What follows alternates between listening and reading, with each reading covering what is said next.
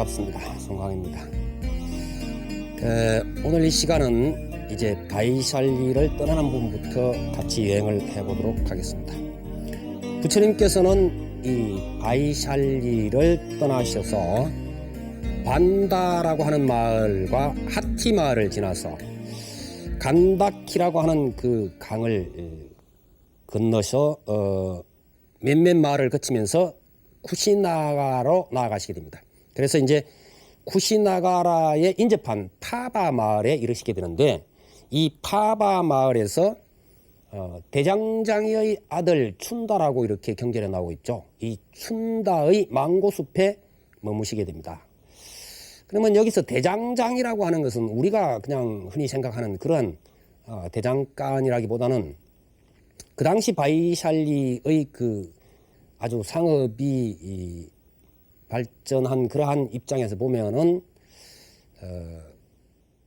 발달된 상업 도시니까, 그리고 이제 그 당시에 보면은 수공업이라든지 이런 것이 크게 발전합니다. 그렇다 보면은 이 춘다는 큰 망고숲을 가질 정도 재력가이기 때문에 아마 기계라든지 뭐 이런 것들을 만들어내는, 요즘 기계하고는 다르겠습니다만은 그러한 그 수공업 사장쯤 되는 그런 인물이 아니었나 생각됩니다.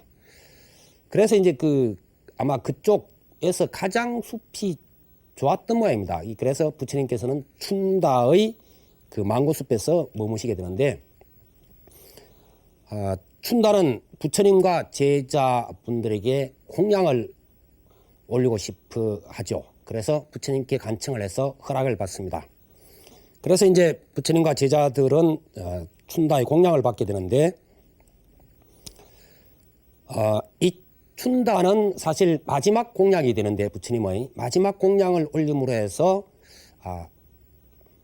많은 가르침을 받게 됩니다. 그때 이제 대표적으로 보이는 가르침이, 예컨대 뭐 춘다가 어떻게 수행해야 될 것이며, 혹은 또 스님들을 볼 때, 출가자를 볼 때 어떻게 봐야 될 것이며, 이러한 부분에 대해서 말씀하신 부분이 있는데, 그 부분이 이제 네 종류의 사문이라고, 출가 수행자라고 표현되고 있는 부분입니다. 그것을 부처님께서 이제 한역경전에 보면은 승도, 도에 뛰어난 자다, 이런 뜻이 되겠죠. 쉽게 말하자면 이것은 직접 수행해서 진리를 체득하고 증득한 인물, 그렇게 이제 보면 되겠습니다. 승도라고 하면은. 그 다음에 설도가 나옵니다. 설도는 도에 대해서 다른 사람에게 설명해서 인도해주는 그러한 인물이 되겠죠. 그래서 뭐 설법을 한다든지 자기가 완벽하게 그것을 이해하고 다른 사람을 깨우쳐주는 그러한 입장이 되겠습니다. 그 다음에 이제 활도가 있는데, 활도는 도에 의지해서 사는 사람이다, 이렇게 보겠죠. 쉽게 말해서 부처님의 가르침대로 생활을 해가는 그러한 수행 방법, 혹은 그런 수행자, 이렇게 이제 보면 되겠습니다. 여기까지는 믿고 의지할 만한 수행자가 되겠습니다만은, 마지막으로 믿고 의지하기에는 문제가 있는, 어떤 외행적으로는 그 수행자 모습을 하고 있지만은 그렇지 못하다, 명예를 탐하고 이익을 쫓고 화합을 깨부수고 하는 그러한 인물을 부처님께서 설명하십니다. 그것이 이제 오도, 도를 더럽힌다, 부처님 가르침을 오히려 그릇되게 지금 세상 사람들에게 보여주는 그러한 인물을 합니다. 그래서 이것이 네 가지 종류의 사문 모습, 그렇게 이제 설명이 되고 있습니다만은, 바로 이러한 것들이 춘다의 공양을 기기로 해서 부처님께서 말씀하시는 내용 가운데 나오게 됩니다. 그렇기 때문에 춘다는 사실 이 마지막 공양을 통해서 대단한 가르침을 받고 그러지만은, 부처님께서는 이 공양이 이제 경전에서 나오시 마지막 공양이 되어지죠. 뿐만 아니라 사실은 이 공양으로 인해서 큰 문제가 될 것이라는 것을 부처님께서는 이미 알고 계셨던 것 같습니다. 춘다는 참 그토록 공양을 올리고 싶고 모시고 법문을 듣고 싶었던 이제 부처님과 제자분들을 모셨기 때문에 자기 정성껏 모든 음식을 만드는데, 그 가운데 특별한 음식을 만들게 됩니다. 그것이 이제 그 버섯 요리인데 뭐 어느 곳에는 전단향 버섯이다 등등 뭐 아주 최고급 버섯 요리가 되는 모양입니다. 요즘 우리식으로 하면은 뭐 자연산 송이버섯 정도 뭐 이렇게 아마 대단한 요리를 준비했던 것 같습니다. 그런데 부처님께서는 이 버섯 요리를 제자들에게는 주지 말라 그럽니다. 다른 음식은 줘도 제자들에게 줘서는 안 된다. 자기 앞에만 놓게 합니다. 뿐만 아니라 일체 남은 것도 다른 사람 먹지 못하게 합니다. 이 부분은 상당히 참 평소에 부처님께서 하시던 생활과는 전혀 다른 그런 모습이죠. 근데 문제는 바로 이 버섯 요리로 인해서 식중독을 일으킨다는 데 이제 문제가 있습니다. 그래서 이 부분은 부처님께서 이미 알고 계셨던 것 같습니다. 여러 경전에서 이 부분이 언급되고 있는데, 사실 이제 부처님은 사실 이미 6개월 전부터 그 노환으로 시달리고 있었죠. 이 몸이 이미 뭐 거의 참 당신의 그 수행력이 아니면 지탱할 수 없는 지경에 이르렀는데, 때문에 이러한 입장에서 조금만이라도 그 음식에 문제가 생기면은 당장의 몸에 크나큰 지장을 초래하는데, 아마 그 버섯 요리 같은 거 잘못하면 큰 문제를 일으키는데, 그때도 아마 그와 같은 것이 아니었나 이렇게 생각되집니다. 그래서 부처님께서 이제 그러나 춘다가 정말로 어렵게 구해서 정성껏 요리한 그것을 어차피 당신의 마지막 공약이라는 걸 알고 계셨기 때문에 드십니다. 드시고는 잠시 시간이 흐르자 복통을 일으키기 시작하고 서둘러서 이제 그 춘다의 집을 떠나게 됩니다. 그러자 뭐 춘다도 걱정이 돼서 이제 뒤를 따르게 되고, 부처님을 따르던 제자들은 춘다를 원망하고, 이 사람이 말이야 이제 어떻게 음식을 했기 때문에 부처님께서 저렇게 되셨나 이러고 이제 핀잔도 주고 아마 그랬던 모양입니다. 사실 보면은 부처님께서는 그 파바에서 쿠신나가라 사라수 나무 숲까지는 얼마 되지 않는데, 그 짧은 거리를 가시면서 대단히 많이 쉬십니다. 많이 쉬시면서 어떤 경우에는 하헬까지 하시고 막 이런 입장이 됩니다. 그러니까 아주 뛰어난 초월적인 정신력을 갖지 않으면 이미 몸을 그렇게 지탱할 수 없는 그런 입장이었죠.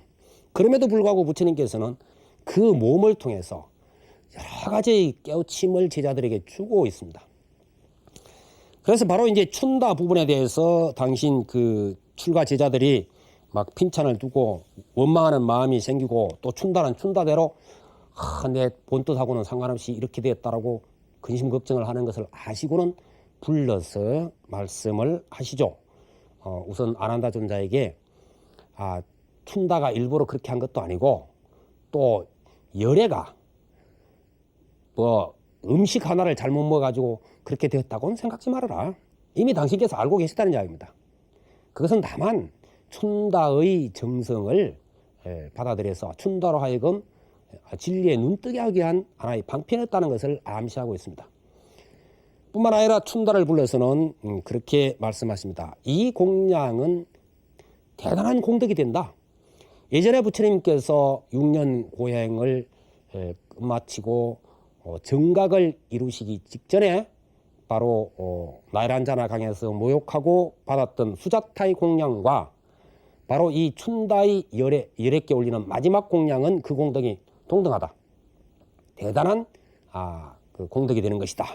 이렇게 말씀하시고는 오히려 춘다에게 이 열애에게 올린 마지막 공양 부분에 대해서 세상 사람들에게 자랑 삼아 알려도 좋다고 말씀하시게 됩니다. 그래서 춘다는 더욱 감격하고 이제 그러한 부분들이 그 경전에 나오고 있습니다.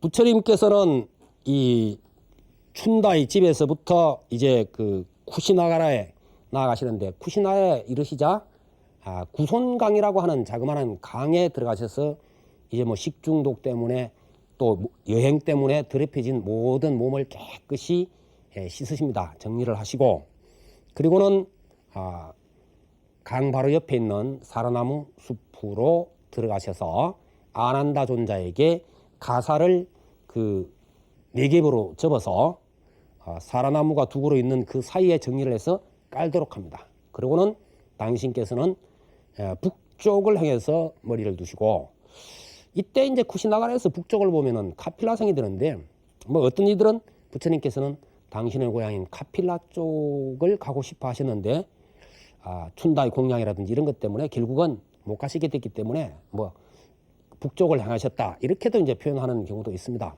글쎄 뭐 그것은 사실 여하를 알 수는 없고 그리고는 이제 오른쪽 옆구리 부처님께서 누우실 때는 항상 오른쪽 옆구리를 이렇게 대시죠. 그리고는 선정에 드시는 모습이 그려지고 있습니다. 근데 이때 아난다 존자는 부처님께 아뢰게 됩니다. 이제 걱정이 참 이만저만이 아니겠죠. 부처님을 뭐 계속 시자를 하고 있었던 아난다 존자 입장에서 보면은 세존이시여, 부처님께서 열반에 드신 뒤의 장례는 어떠한 법식으로 치루어야 합니까? 이미 뭐 이제 부처님 최후다 이렇게 생각하고 있었던 것 같습니다. 아난다 존자도. 부처님께서는 아난다에게 말씀하셨다. 아난다여, 그대들 출가 수행자들은 열애의 장례 문제에 대해서 전혀 신경 쓰지 말라. 그대들은 오직 바른 법을 지니고 보호하고 정득하기 위하여 쉼없이 정진하라. 그리고 그대는 어떻게 하면 다른 사람들에게 열애의 법을 올바로 전해줄 수 있을까를 생각하라.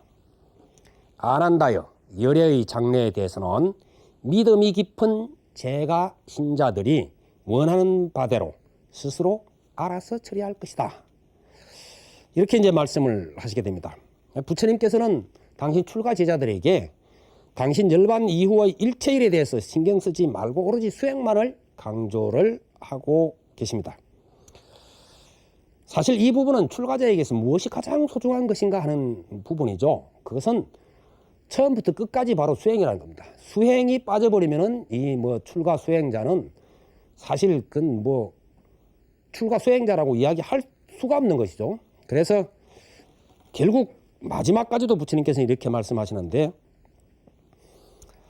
사실 이제 부처님이 열반에 드신 후에 그 처리할 부분들을 보면은 장례 부분이 있죠. 그 다음에 다비를 하고 나면은 그 다음에 사리 분배 부분이 있죠. 사리를 분배하고 나면 어떻게 됩니까? 사리 부분을 풀탑을 세워야 되죠. 근데 한 끼, 하루 한 끼의 식사도 걸칙을 하고 있는 제자들, 출가 제자들 입장에서 이러한 문제를 해결하려면 이거는 대단한 그 무리가 생깁니다. 뿐만 아니라 여기에는 상당히 이제 문제가 발생할 수가 있는 것이죠. 그래서 이 부분은 이미 재력가고 이런 제가 신자들이 많이 있다. 뿐만 아니라 구강이라든지 이런 이들이 많이 있기 때문에 그 부분 대해서는 일체 신경 쓰지 말라. 우선 부처님의 그 다비하는 부분도 뒤에 나옵니다만은 뭐 향나무라든지 향유라든지 이런 것들 어디서 구하나요? 결국은 스님들이 동분서주 이제 그 제가인들에게 가가지고 그걸 이제 얻어와야 되는 그런 입장이 되기 때문에 전혀 그런 일에 신경 쓰지 말라고 하고 있는 것이죠. 그래서 그 출가 수행자에게 있어서는 이 장례 문제나 사리 문제, 그 다음에 불탑의 건립, 불탑의 관리 이런 부분은 본분에서 어긋난다. 그러니까 그런 데는 신경 쓰지 말라고 하신 겁니다. 그렇지만 제가 신조들의 경우는 좀 다르겠죠, 입장이. 자, 제가 신자들의 경우는 부처님을 찾아뵙고 공양을 올리고 법문을 듣는 그러한 신앙생활을 해오고 있었던 겁니다.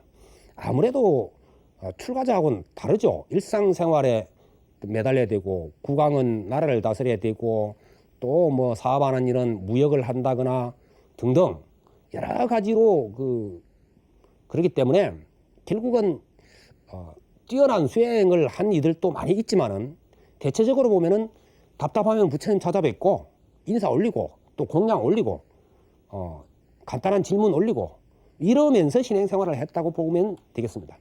그런 입장에서 부처님께서 계시지 않는다는 것은 이건 대단히 큰 문제죠. 스스로가 어떤 중심을 가지고 수행하고 있는 입장과는 이건 상당히 다릅니다. 이미 그건 신행의 대상이 있는 것이고 출가자는 오로지 자기 스스로 수행을 하는 것이고 이 차이점이 있죠. 그래서 부처님께서는 그 뒤의 부분을 모두 제가자에게 일임을 하시게 되는 그런 입장입니다. 제가자 입장에서는 우선 부처님 마지막 가시는 길 다비의 부분 하나하나도 다 의미가 있는 것이고, 더더군다나 그 부처님의 그 어떤 사리를 모시고 불탑을 세운다는 이런 것들은 대단히 중요한 것이 아니었나 이렇게 생각이 되어집니다. 사실 우리가 바쁜 생활에 그 시달리고 있는 이들에게 일체의 신앙의 대상을 배제해버리고 어려운 어떤 교리라든지 이런 가르침 같은 것을 계속 이야기할 때, 물론 어떤 이들은 그렇게 해서 또 깨달으며 나아가기도 하고 하는 것이지만, 어떤 경우에는 그러한 이론이라든지 이런 것들이 대단히 공할 수도 있는 것입니다. 그렇기 때문에 이러한 심리적인 부분을 부처님께서는 이렇게 지금 정리를 해가는 것이 아닌가 생각이 되어집니다. 사실 이러한 심리 때문에 사실 부처님께서 이제 열반에 드시고 다비를 한 후에 사리 부분이 있는데, 이 사리 부분을 놓고 분별하면서 전쟁이 일어날 지경까지 도달되고 그렇게 되거든요. 그래서 뒷날 그 불교 신자들은 부처님을 상징하는 것은 무엇이든지 신앙하는 자세를 취해갑니다. 우선 부처님께서 깨달으신 보리수, 그 다음에 이제 부처님께서 진리의 수레바퀴를 굴리셨다 해서 법륜, 또 부처님의 족적, 불족적, 이런 것들을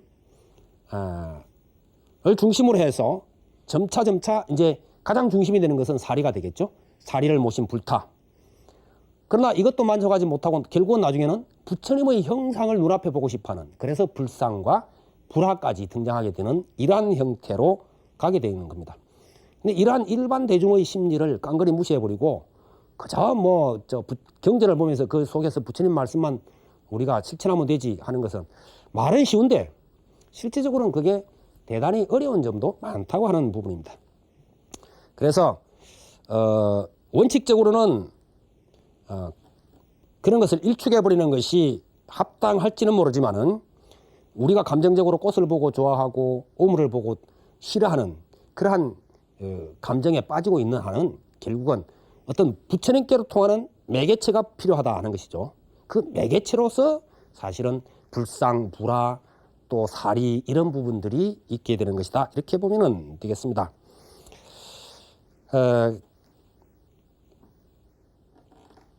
많은 이들이 사실은 경전을 보면서 우리가 공부하면 그만이다 이러지만은, 엄격하게 따지면은 경전이라 하는 것도 자기의 경지가 그 열리기 전에는 사실은 이것도 하나의 상에 불과해요.